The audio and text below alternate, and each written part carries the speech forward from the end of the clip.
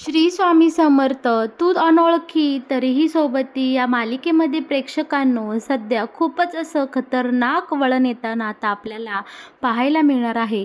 बरं का, इकडे नचिकेत हा त्या मीनाक्षीच्या नादी लागून अगदी घरदार सोडायला सुद्धा तयार झालेला आता आपल्याला पाहायला मिळणार आहे. पण हे सगळा प्रकार जेव्हा समीर अर्पिता समोर आणतो आणि अर्पिता सरळ आपल्या ह्या नचिकेतला समजावून सांगते, पण नचिकेत समजावूनही ऐकत नाही, तेव्हा अर्पिता बहिणीचा हक्क गाजवत या नचिकेतच्या चांगलंच थोबाड फोडते आणि त्याला सरळ मार्गाला कशा प्रकारे आणते हे पाहायला खूपच मजा येणार आहे बरं का प्रेक्षकांनो. आणि मालिकेमध्ये हा सगळा प्रकार कशा प्रकारे घडत जाणार आहे हे पाहायला खरंच खूपच अशी गंमत येणार आहे. आणि हे जर तुम्हाला जाणून घ्यायचं असेल तर तुम्ही आपला हा व्हिडिओ नक्कीच शेवटपर्यंत पहा, म्हणजे तुमच्या सगळं काही इकडे लक्षात येईल. बरं का प्रेक्षकांनो, मालिकेमध्ये इकडे आता हा नचिकेत या मीनाक्षीला भेटण्यासाठी आलेला असतो. दोघेही जण एकांतात माळरानावर गाडी लावून एकमेकांसोबत छान इकडे गप्पा मारत असतात. इकडे नचिकेत मीनाक्षीला बोलत असतो की तू आता फक्त इथे बसणारच आहे का, माझ्यासोबत काही बोलणार नाही का. तेव्हा मीनाक्षी बोलते की तू बोलण्यासारखं काही ठेवलंय का, किती दिवस झाले मला साधी भेटायला सुद्धा आला नाहीस आणि आज आला आहे तर तू फक्त तुझ्याच भानामध्ये आहे, तुझं माझ्याकडं लक्षसुद्धा नाही.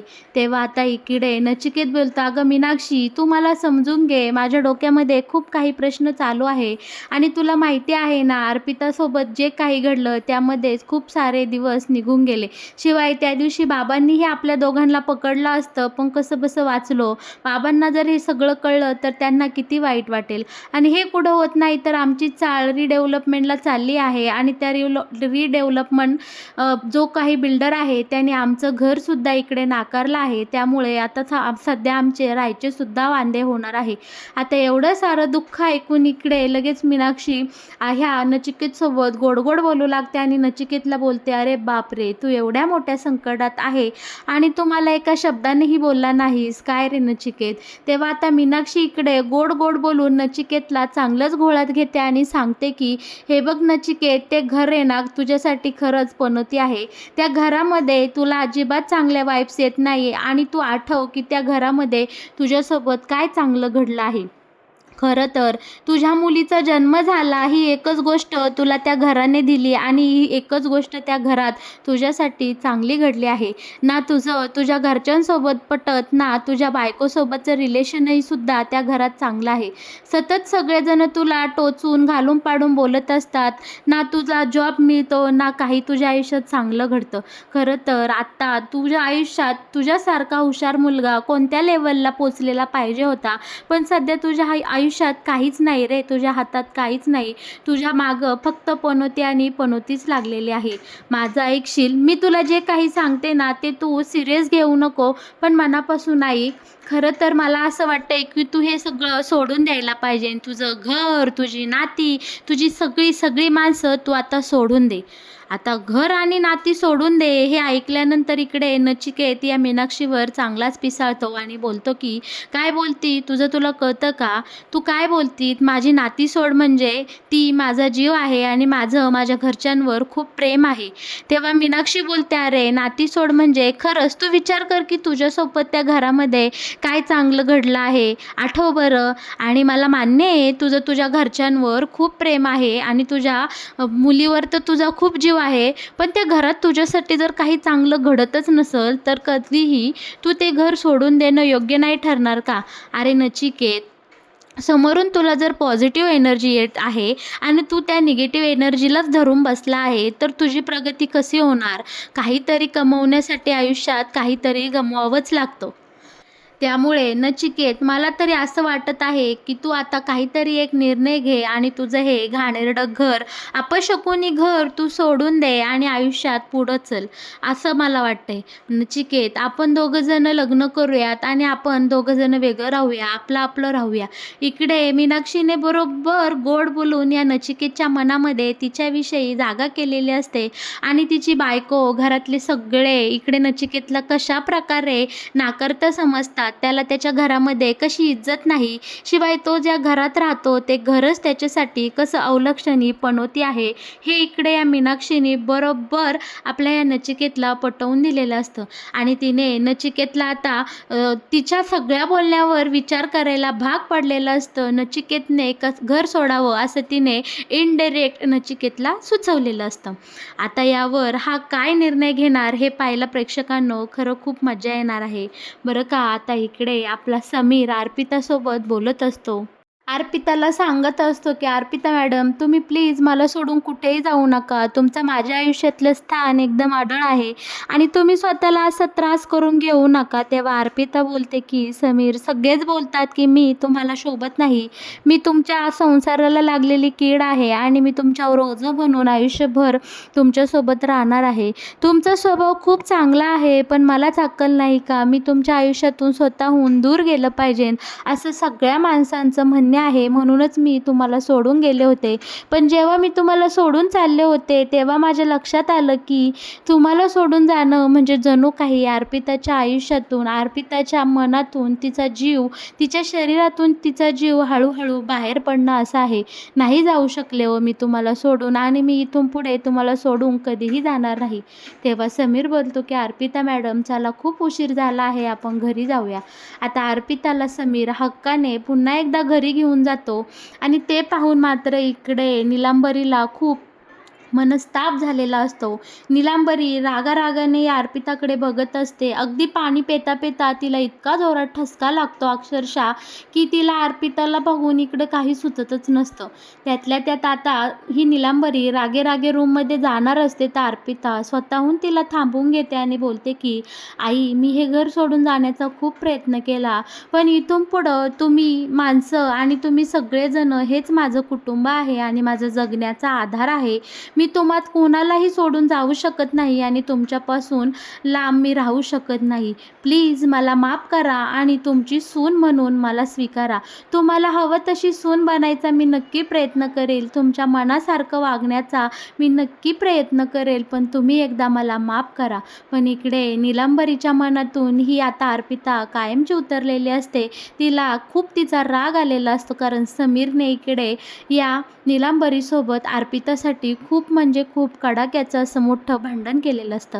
आता रागाच्या भरात ही नीलांबरी काय करते, आपल्या अर्पिताला साळलेली पेन्सिल दाखवते. दोन्हीकडं टोक केलेली पेन्सिल दाखवते आणि बोलते की अर्पिता, तू ह्या पेन्सिलसारखी आहे, दुतोंडी दोन्हीकडनं. एकदा बोलते की मी समीरला सोडून जाते, तिथं माझं समाधान करते आणि परत दुसऱ्या वेळेस समीरसोबत येते आणि समीरची सहानुभूती मिळवते आणि मला समीरच्या नजरेत वाईट करते. आता मला चांगलं कळून चुकलं आहे की तू किती दुतोंडी आणि बदलणारी मुलगी आहेस. मला तुझ्यासोबत कसलेही संबंध ठेवायचे नाही आणि तू माझ्यासोबत बोलायला सुद्धा येऊ नको. तू माझ्या मनातून पुरती उतरलेली आहे आणि इथून पुढे मी तुझ्यासोबत कधी बोलणारही नाही. आता इकडे नीलांबरी असे अपशब्द आपल्या अर्पिताला बोलते आणि तिथून निघून जाते. बरं का, आणि ती पेन्सिल रागारागा तिथेच अर्पिताच्या अंगावर फेकून देते.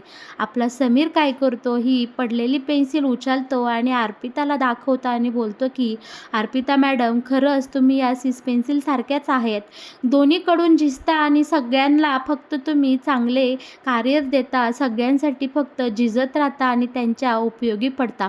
आता हे उदाहरण ऐकून मात्र अर्पिताला खूप छान वाटत असतं, पण अर्पिता बोलते की अहो समीर, आई माझ्यावर रुसून गेल्या.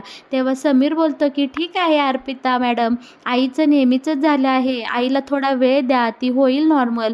तशी ती मनातून चांगली आहे. काही दिवस गेले का तिलाही तिचा वेळ घेऊ द्या आणि तिलाही तुम्ही किती चांगले आहात हे नक्कीच कळेल.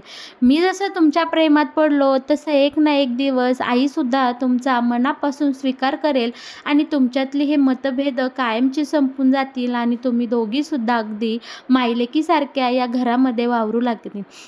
बरं का, आता समीरचे हे छान प्रेमाचे शब्द ऐकून अर्पिता जरा सावरलेली असते आणि समीर बोलतो की अर्पिता मॅडम, तुम्ही सकाळपासून कुठे निघून गेल्या होता याची मला माहिती नाही आणि तुम्ही काहीही खाल्लं नाही, तुमच्या पोटात अन्नाचा कणही गेला नाही. त्यामुळे तुम्ही आता थोडंसं काहीतरी खाऊन घ्या, म्हणजे तुम्हाला बरं वाटेल. बरं का, आता आपला समीर इकडे अर्पिताला छानपैकी पोटभर खाऊ पिऊ घालणार, तोच इकडे अर्पिताला चक्कर आलेली असते आणि अर्पिता खाली पडते. चक्कर कशामुळे आली तर हिने काही खाल्लं पिलेलं नसतं आणि हिला अशक्तपणा आलेला असतो आणि डॉक्टरांनी आता इकडे अर्पिताला आराम करायला सांगितलेला असतो. पण समीरच्या सोबतीने आणि समीरच्या काळजीने आपल्या अर्पिता लवकरात लवकर या परिस्थितीतूनही बाहेर पडताना आपल्याला पाहायला मिळणार आहे बरं का प्रेक्षकांनो. दुसरीकडे हा सलीलसुद्धा पैशासाठी या राजसीला विकला गेलेला असतो आणि इकडे सलीलचं जे काही कर्जाचे हप्ते असतात त्याच्या मागं गुंड लागलेले असतात. ते गुंड सलीलवर इकडे आता डायरेक्ट अटॅक करतात आणि हे पाहून राजसी जवळ येते आणि या सलीलचा जो काही कर्जाचा हप्ता असते ती तो त्या गुंडांना देते आणि सलीलची त्या गुंडापासून मुक्ती करते. आणि त्या बदल्यात आता ही राजसी सलीलला बोलते की अर्पिताचं आयुष्य उद्ध्वस्त करण्यासाठी मला तुझी मदत हवी आहे आणि तू मला ती करणार आहेस.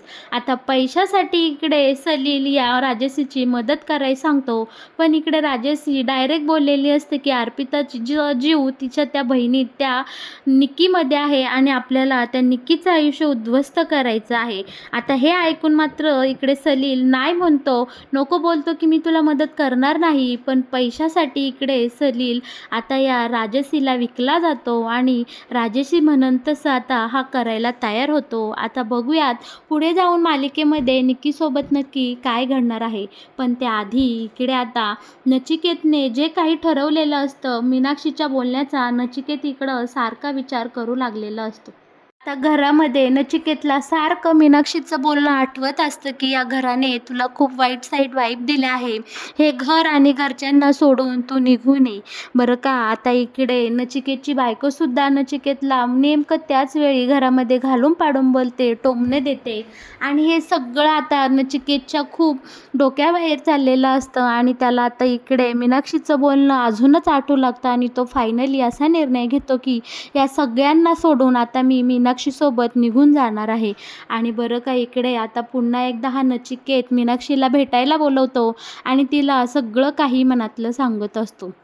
आणि त्याच वेळी नेमकं इकडे आपली अर्पिता आणि समीर देखील चालण्यासाठी बाहेर निघाले असतात आणि त्यांच्यासमोर आता अर्पितासमोर या नचिकेतच्या लफड्याचा खूप मोठा खुलासा होताना आपल्याला पाहायला मिळणार आहे. हा नचिकेत या मीनाक्षीच्या गळ्यात गळं घालून त्या गाडीच्या पाशी उभा असतो आणि तेव्हा नेमकी आपली समीर अर्पिता त्या ठिकाणावरून जातात आणि अर्पिताच्या सगळं काही इकडे डोळ्यासमोर आता दिसत असतं. अर्पिताला दिसत असतं की नचिकेत या बाईच्या पुरता आहारी गेला आहे आणि या दोघांमध्ये काहीतरी इकडे संबंध चालू आहेत. तेव्हा आपल्या अर्पिता इकडे नचिकेतला जाब विचारते आणि बोलते की दादा नक्की तुझं हे काय चालू आहे. तेव्हा नचिकेत ततमम करू लागतो आणि बोलतो की काही नाही अर्पिता, तू काय पाहिलं, असं माझं काहीही चालू नाही. आणि इकडे आता नचिकेतच्या बोलण्यातच अर्पिताला कळून चुकलेलं असतं की तिचा भाऊ इथं खूप चुकलेला आहे. तेव्हाही आता आपल्या अर्पिता नचिकेत समोर जाते आणि नचिकेतच्या सनकेने एक कानाखाली लगावून देते, त्याचं चांगलंच थोबाड फोडते आणि बोलते की दादा तुला असं वागायला लाज वाटत नाही का. अरे तुझ्या पदरात सोन्यासारखी एक मुलगी आहे, तुझी बायको आहे, निदान बायकोचा नाही तर त्या मुलीच्या भविष्याचा तरी विचार करायचास. तू जर असा चुकीचा वागला तर त्या मुलीने कोणाच्या तोंडाकडं बघायचं आणि काय करायचं. आईबाबांना जर ही तुझी सगळी प्रकरणं ही थेरं कळली तर त्यांना किती वाईट वाटेल. त्यांना वाटेल की आपण आपल्या मुलावर संस्कार करायला चुकलो आणि बाबा तर पुरते खचून जातील. तुझ्याकडनं मला ही अपेक्षा कधीच नव्हती आणि मी जे काही डोळ्यांनी पाहिलं ते खरं तर देवाच्या कृपेने खोटं ठरायला हवं होतं, पण इकडे हे सगळं खरं आहे. आणि अर्पिता इकडे खूप मोठ्याने रडू लागते. अर्पिताची अवस्था पाहून समीर जवळ येतो आणि अर्पिताला बोलतो की अर्पिता मॅडम प्लीज तुम्ही स्वतःला त्रास करून घेऊ नका. आता इकडे अर्पिताला सावरत समीर नचिकेतला बोलू लागतो की नचिकेत मी तुला मागच्या वेळी ही वॉर्निंग दिली होती. बाबा जेव्हा तुला बघण्यासाठी आले होते तेव्हासुद्धा तुम्ही दोघंजणं एकत्र होताच. तेव्हा मी तुला वाचवलं होतं आणि सक्त ताकीदसुद्धा दिली होती की नचिकेत तू अशा वाईट वळणाला जाऊ नको आणि तू असं काही वागू नको. तुझ्या या वागण्यामुळे तुझ्या संपूर्ण घरादाराला, तुझ्या वडिलांना, तुझ्या बहिणीला, सगळ्यांनाच खूप मनस्ताप भोगावा लागणार आहे. तुझ्या पोटी एक छोटीशी मुलगी आहे, तू तिचा विचार कर आणि सगळं काही हे सोडून दे. पण तू का माझं ऐकलं नाही आणि पुन्हा तू या मुलीच्या, या मीनाक्षीच्या नादी लागला आहेस. तेव्हा आता इकडे अर्पिता बोलते की समीर, म्हणजे तुम्हाला हे सगळं आधीपासूनच माहीत होतं. तेव्हा आता समीर बोलतो, हो अर्पिता मॅडम, मी पाठीमागे एकदा ह्याला निक्षून सांगितलं होतं, पण ह्यानी माझं काही ऐकलं नाही आणि त्यानंतर तुमची तब्येत बिघडली, त्यामुळं मला तुम्हाला काही सांगताही आलं नाही. बरं का. आता इकडे आपली अर्पिता एकदम बहिणीचा हक्क गाजवत आता नचिकेत समोर येते आणि नचिकेतला बोलते की दादा, मी तुला शेवटची वॉर्निंग देत आहे, तू परत असं वागू नकोस आणि तू जर पुन्हा असं वागताना दिसलास तर मी तुझं हे सगळं घाणेरडे प्रकार, हे सगळे चाळे आपल्या घरच्यांसमोर आणीन आणि त्यांच्यासमोर तुला उभा करेल. तेव्हा आता इकडे नचिकेत अर्पितासमोर हात जोडतो आणि म्हणतो की प्लीज अर्पिता, तू असं काही करू नकोस. माझं चुकलं, मी पुन्हा या मार्गाला जाणार नाही, पण तू एवढ्या वेळेस मला माफ कर आणि प्लीज कोणाला काही सांगू नको. तर मग प्रेक्षकांनो, कसा वाटला तू अनोळखी तरीही सोबती या मालिकेत येणारा हा नवीन ट्विस्ट? मालिकेत येणारे असेच नवनवीन वळणं आणि येणारे नवनवीन अपडेट तुम्हाला जर सगळ्यात आधी जाणून घ्यायचे असतील तर तुम्ही आपल्या या चॅनलला नक्की सबस्क्राईब करा. आणि हो, आपला हा व्हिडिओ आवडला असेल तर व्हिडिओलाही लाईक करा. आणि तुमचे जर काही या मालिकेविषयी प्रश्न असतील, तुम्हाला काही प्रश्न पडत असतील तर तुम्ही आपल्या कमेंट बॉक्समध्ये नक्की कमेंट करा. तुमच्या सगळ्या प्रश्नांची उत्तरं नक्कीच तुम्हाला मिळून जातील. अशा प्रकारे आपल्या अर्पिताने बहिणीचा हक्क गाजवत नचिकेतला घाणेरड्या वळणाला लागण्यापासून वाचवलेलं असतं आणि त्याला चांगल्या वळणावर आणलेलं असतं.